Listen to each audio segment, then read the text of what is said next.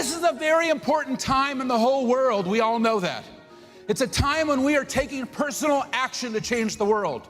We know that we're not relying on our government leaders, or we're not relying on just our NGO leaders. We're not relying just on our business leaders. We're doing it together. We're coming together. Good afternoon, everybody. Welcome to Washington Post Live. I'm David Ignatius, a columnist for the Washington Post. This afternoon, it's my special pleasure to welcome Marc Benioff, who is the legendary founder, CEO, chairman of Salesforce, and in addition is widely known in the corporate world as somebody who takes corporate philanthropy, the social responsibility of companies, very seriously. So I'm looking forward to a conversation with him today about the path forward and focusing on the new future of work and our workplaces. And Marc, welcome. I want to ask you to begin by talking about the issue that I think every American is focused on this week, beyond the pandemic, and that is in the aftermath of the tragic death of George Floyd. We are all thinking about racial justice in America, about issues of police brutality. I know you talked with your employees last week, had some intense conversations. Tell us a little bit about what you heard and what you think corporate America ought to be doing. Well, thank you, David. You know, I really have had a heavy heart, I have to be honest with you, and this has been very difficult for me. I am outraged and angry, just like so many of my friends are, my employees are, I think so many Americans are, and others around the world. And it really started when a good friend of mine sent me that video, and I just, grieved horribly when I saw the murder of George Floyd. And of course, it brings back the memories of Breonna Taylor, of Ahmaud Arbery, and all these other Americans that have been so unjustly denied their freedoms, their liberties. And, to come back to that video, to see that video, it was, I think, unlike anything I've ever had to witness. And it just causes me a moment to reflect, to look back and to say, what can we do? What actions can we take to improve the state of our country? What actions can we take, just looking personally, myself, but also the company? What actions can the company take? And this is not the first time we have to look at that. It will not be the last time, but we look at it as, first and foremost, what are we doing with people? Representation matters. We listen so closely to our Black employees, but also we ask, are we building our pipelines? Are we doing the right things for equality? I mean, for us, we so strongly believe that business is the greatest platform for change. And it's one of the reasons why one of our core values is equality. We have a chief equality officer. We have strong ally programs for our Black employees. But at the end of the day, representation matters, and we have to look at, what are our core numbers? We've improved them. We have to continue to focus and improve on those. But those are not the only things we can do. We can do other things as a business. We can also look at our purchasing. We can say, are we buying from Black-owned businesses? Our head of purchasing is one of our top Black executives, and that's my question to him. What more can you be doing to improve that? What about investing in Black entrepreneurs? What about philanthropy? Of course, that's extremely important as well right now, especially in some of these critical causes that we see illuminated. And even our core processes, even our policy in terms of how we deal with our country or states, what we're advocating for, all of these things have to be looked at through the lens of that video. And we are doing that at Salesforce. We take this very seriously. You know that Salesforce is a top 5 global software company. We have 52,000 employees. We're going to do more than $20 billion in revenue this year. We certainly have a responsibility to be the best practice, to do whatever we can. And so I even built a new task force and got our top Black executives together, individual contributors, say, what more can we do? And so we are making and continuing and expanding our investments in this area. So, Mark, those are powerful ideas, and I want to just ask you to say a little bit more about the way in which you at Salesforce might make racial justice, movement towards a fairer, more just America, better police relations. You might make that a metric for your company and orient your purchasing, your customer relations more with that in mind. Just say a little bit more about how that might look. Well, that already is a core metric of our company. We have 4 core values at Salesforce: trust, customer success, innovation, and equality. And we so strongly believe in the equality of every human being, and we have always fought for that at Salesforce. Maybe that's because we're, here in San Francisco, we're deeply committed to that. That's at our core of who we are at our community and how we started our company. And when we look at equality, we have a chief equality officer, as I mentioned, but there's still many things we can do. In fact, one of the revelations that we had this year was to combine our equality efforts and our recruiting efforts. We always struggle with our pipelines. This is a critical part of achieving equality in a business. And then all of a sudden it was clear we can combine equality with our recruiting efforts. So we took our chief equality officer, Tony Profit, amazing executive, very highly regarded. So will you please also now manage recruiting? That was a idea we probably should have got to much faster. And of course, equality goes into many other areas, not just racial equality like we're talking about, but also gender equality. We've had to focus and look at dramatically impacting the number of female employees we've had. We've had to look at pay equality. Do we pay men and women equally for the same work? We had to look at LGBTQ equality, especially in our work in Indiana, where we're the largest employer, a tech employer in Indiana and in Indianapolis. We had to look there. And we look to how do we operationalize our value? We can say our core value is equality, but it better be backed up by actions and metrics, and it better be constantly improving. Because we so strongly believe we want to be better, but we're never going to be best. We're going to just keep improving, doing whatever we can to be better. And at the end of the day, look, there's no finish line, David, when it comes to the pursuit of equality. We can see that, especially here in the United States. So as an author, I'm just going to give a little plug for Mark's book, Trailblazer, and there's a story that he tells in the book about when he was still working at Oracle before he founded Salesforce, went to India and met with a woman who sounded like a kind of guru, and she said, Mark, in your quest to succeed and make money, don't forget to do good for others. And it's obvious that you didn't forget that, it stayed with you, but that's a wonderful story in the book. Well, it's kind of interesting. I was, of course, working in the tech industry for decades. And then when I got ready to start my own company in 1999, I realized there were 3 things that I wanted to do. One was a new technology model. We call that now the cloud. We had a new business model. We actually stole it from your industry, David, subscription. And 3 is a new philanthropy model. When we started at Salesforce, our mind was on, let's take 1% of our equity, profit, and time and, dedicate it to others.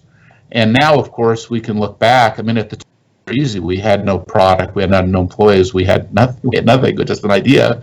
But today, with 52,000 people, we've also done 4 million hours of volunteerism. We've been able to give away $1 billion of product. We've been able to give $300 million in grants. We run 40,000 nonprofits and NGOs for free on our service.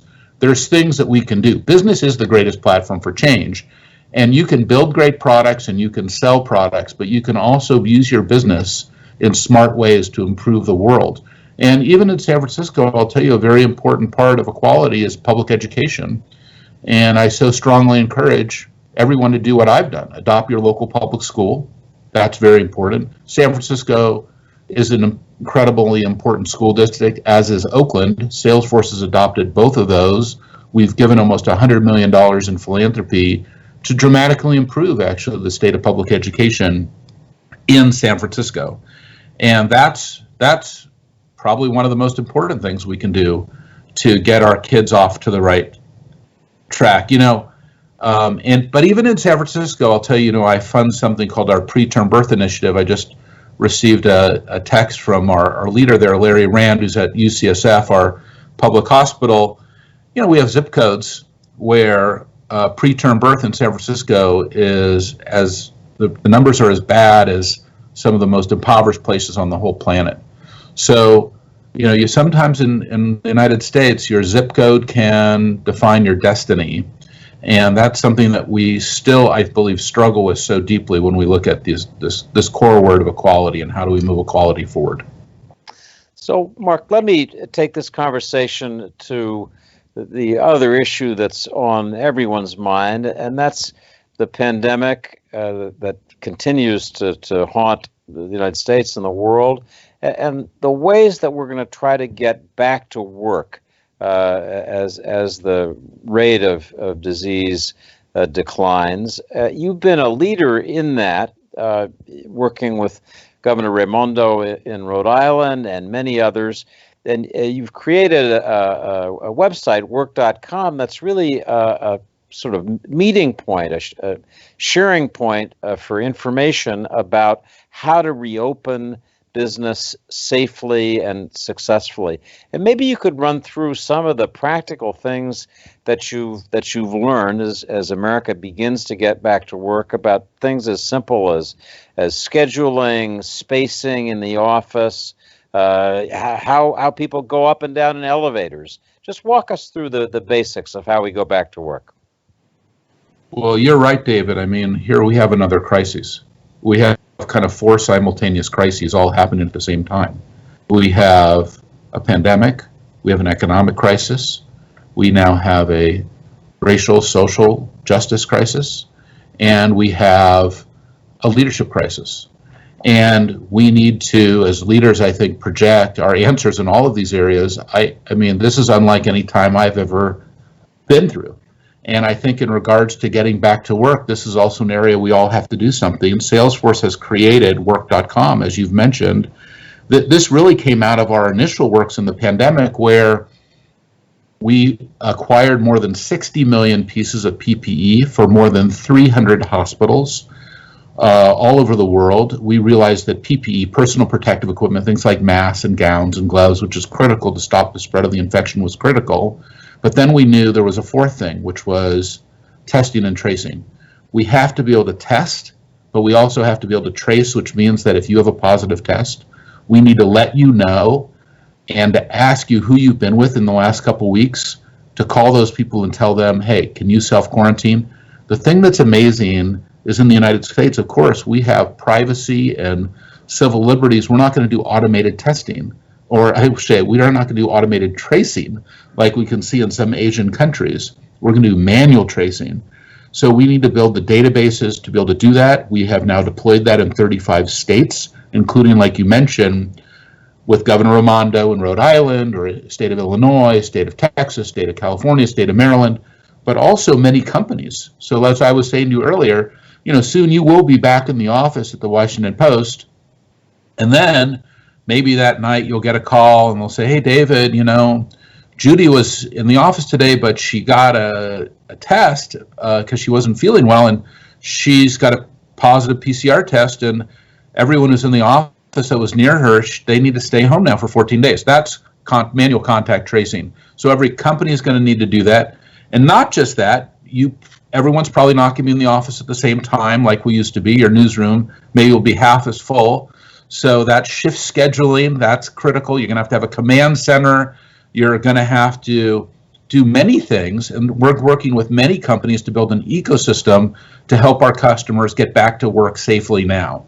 And that's something we've been working on, work.com. You can find out about it by going to that URL. We're deploying that for customers today. We're deploying that for states. We're even doing all of New York City, their contact tracing on this platform. This is very critical Because look, there aren't that many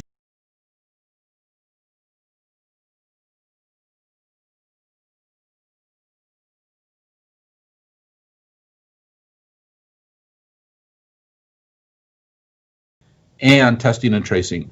And those are the only four things that we know that work. So we're very committed to building and deploying for our customers this technology platform because we do think technology can mitigate what's going on with the virus, and we want to get back to work safely. So, Mark, your company has been a leader in creating the tools through cloud computing that allow us to share information easily, that make it possible for many Americans to work from home. I'm just curious whether you think the future of work is just going to have a lot less face-to-face contact, or whether over time we'll find ways to be together, with more space between us, with bigger elevators. I don't know what the list would be. So will the future look more like the past, or will it look really quite different? Well, we're in the future, David. We are just in denial that we are in the future. So just look at this interview. You're at your house. I'm at my house. We are working anywhere. We're in an all digital environment. We're doing this over Skype. This is the future. That's our current present reality. And I think this needs to kind of awaken in us that we're in an all digital work anywhere environment. And so for our customers, their sales forces have to exist anywhere. Their customer service organizations have to exist anywhere. Their marketing organizations have to exist anywhere. And everyone needs to be able to work from anywhere. And that is a critical part of how we're going to achieve productivity right now. Yes, we're going to get our offices reopened. Yes, we're going to be able to have meetings. Yes, we'll be able to go back, but not all at once. We know we're in a new world with, a virus that we're going to coexist with for probably some time, and probably not our last virus. By the way, this is just the first. I don't know about you, David. This is my first pandemic. I have to be honest with you. But that wouldn't be true if we were like in South Korea, or we were in Taiwan, or we were in Hong Kong or China. This is not their first pandemic, which is one reason why they're doing so well. You read the Journal of the American Medical Association article on Taiwan and what they did and why they've handled this so perfectly. Well, they wear masks, they wash their hands, they use information technology to limit the spread.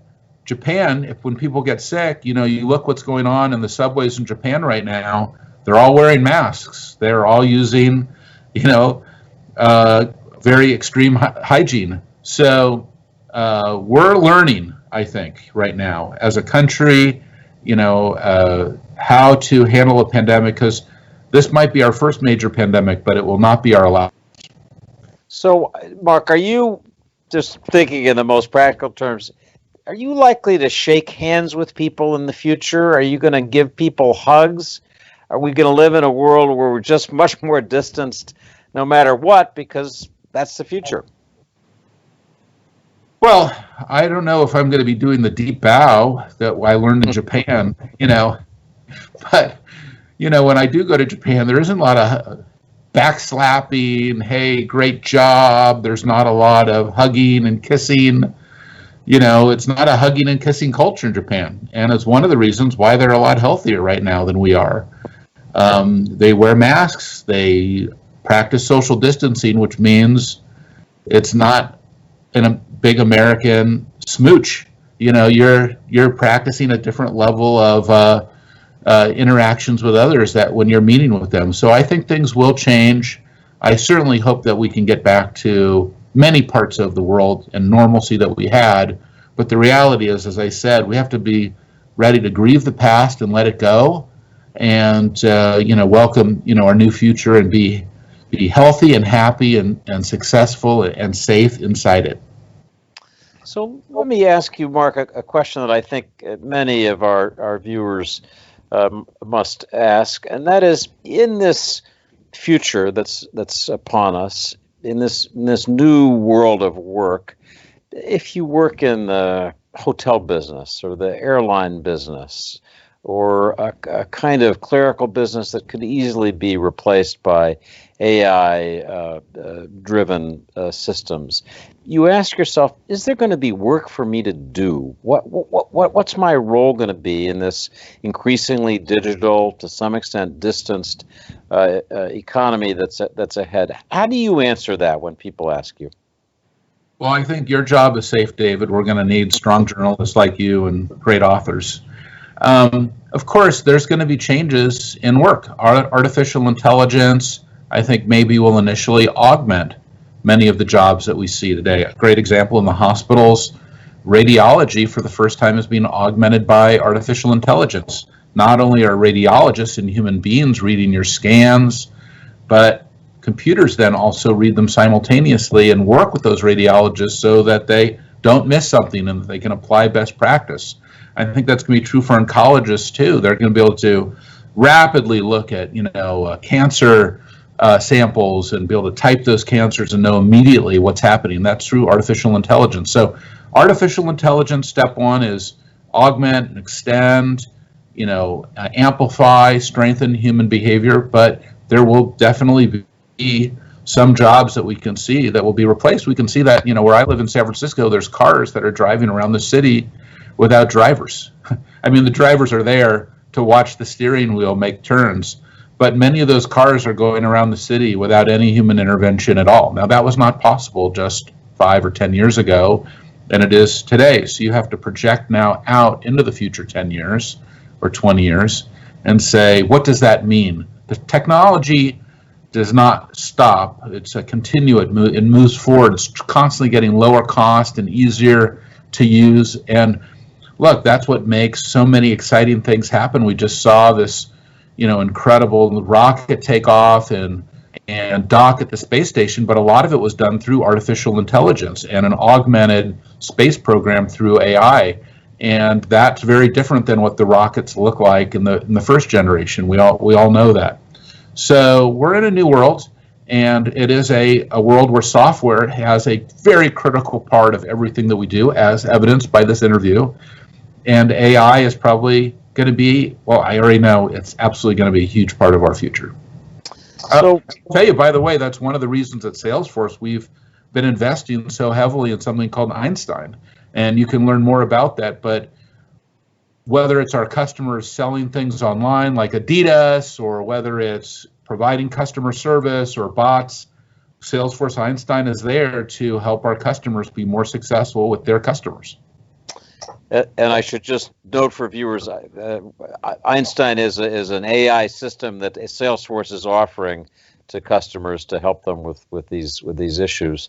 So just before we leave this subject, Marc, I just want to ask your thoughts about, in this future that's here and will accelerate. Some analysts, Andrew Yang, a presidential candidate, for example, has argued we really ought to give people some basic income they can count on when work is more problematic. Certainly have a stronger social safety net for people. What do you think about that? Well, I certainly think that that's something that I think we're doing it right now. We just gave everybody $1,000 in the country. I wish that when they sent everyone $1,000, they also sent them 10 N95 masks. I think it would have helped reduce the spread even more dramatically in our country, since we know that masks are critical to do that. But you're absolutely right that, I think that basic income will be part of our future. We can see the need for that right now. There'll be other needs for that as well, and we can learn from this. This is a major test that we're running in our own country, type of stimulus. It's been run, by the way, in other countries. There are even small tests that have been happening in our country, but never at this size and scale. So I want to close with two questions about the media.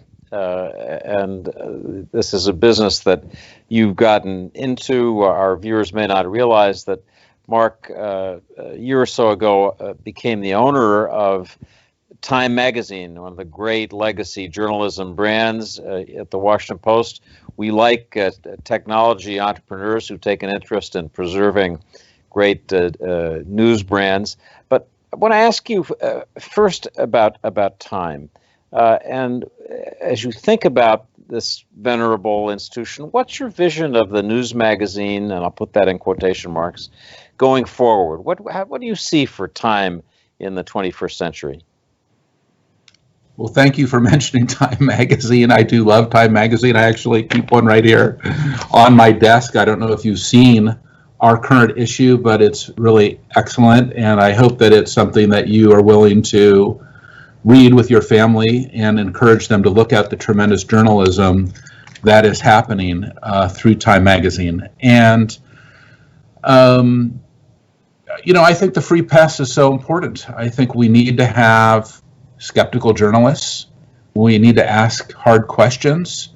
We need to present multiple sides of the issue. We need to, unleash the power of fact checking and to look at all aspects of journalists. And I think that, one of my probably biggest disappointments in the last couple of weeks, besides this, horrors that we've had to watch in the videos and all that, another one is, there's been a list of them. We kind of went through many of them. One more is journalists being shot at and attacked by the police. I was horrified to see that. And that is something that, is really just, I think, something that should not be tolerated. I think our Constitution, we need to come back and look at the importance of free speech, the ability to, have that free press, the ability for journalists to say and write and report on issues as they're happening in real time, and to be able to do that safely. And, this is a moment in time in this racial equality crisis that we have to go back and we need to look at many issues. Some we talked about at the beginning of this interview, some we need to talk about now again, because I don't think there's ever been a more important time for journalism, which is why I made the investment in Time Magazine, because I believe that we need to prop that up. It's also why at Time Magazine we took a 90-day no layoff pledge, just like Salesforce did at the beginning of this crisis, and said, we're going to hold it together here, and we're going to invest, and we're going to build a stronger company through this. And that's how I look at this. I think this is something very critical for our future. I think Time is a very important brand, 95 years old, a tremendous lineage. Not everyone is going to agree with everything that they're going to write. I do not get involved with their editorial at all. I draw a very strong line there, but I will get involved in their business and tell them to grow, invest, and to do everything they can to sell their product, because I believe the product is so important right now. Well, I know we at the Washington Post feel we're lucky to have an owner that believes, as you do, in supporting good journalism. We're trying to look for new ways. This conversation with Marc Benioff is an example of how we're trying to experiment in this period with sharing information, sponsoring conversations, having dialogue with people. We've come to the end of our half hour. I just want to thank Marc for his answers and for the passion that I'm sure every viewer can see he brings to his work at Salesforce, but to the larger mission that he has as chief executive of this company. So, Marc, thank you for joining us. Thank you for all the things that you do as a business person, as a citizen of the country and of the world. Well, thank you, David, for everything you do as well, and especially as a journalist. And also, your new book is fantastic, so thank you for that. Well, I appreciate that. So we're pleased to have had Marc Benioff with us today. I want to just remind our viewers that we'll be continuing our conversations about race in America tomorrow in the morning at 9 a.m. Eastern Time with Valerie Jarrett, who was President Obama's senior advisor. She'll be joining us in conversation. And then tomorrow at 12:15, I will be talking with Brad Smith, the president of Microsoft, who is deeply involved in his company's efforts to deal both with issues of racial justice and the pandemic and economic shutdown. So we thank our viewers for joining us. We especially thank Marc Benioff for being our guest, and good afternoon to everybody.